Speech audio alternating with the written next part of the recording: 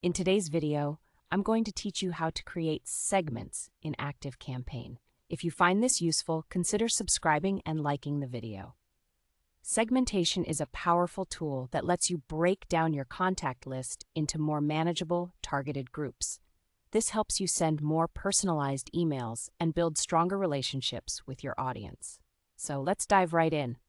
First, you want to log into your ActiveCampaign account. Once you're in, navigate to the Contacts section on the left sidebar. You're going to want to click on that. This will bring up all your contacts, which is no surprise as this is the hub of your email marketing efforts. Now, look for the Segments option. You'll find this located near the top of the Contacts page, just under the main header. Click on Segments and you'll be taken to a new page dedicated to segment management. This is where all the fun begins. At the top right corner of the Segments page, you'll see a button that says Add Segment. Go ahead and click that. This is where you'll start defining your first segment. Trust me, it's easier than you might think. The first step in creating your segment is naming it. You'll see a space where you can type in your segment name. Make it something that reflects the group you're creating. For instance, if you're targeting new subscribers, you might call it New Subscribers September 2023 or something similar that is easy to remember. Next, you'll need to set the conditions that will determine which contacts fall into this segment. You'll see a series of drop-downs and conditions appear after naming your segment. You can choose different criteria like contact fields, tags, or engagement level. Let's say you want to create a segment of subscribers who opened your last email. You would select Contact, then Last Opened, and choose a time frame.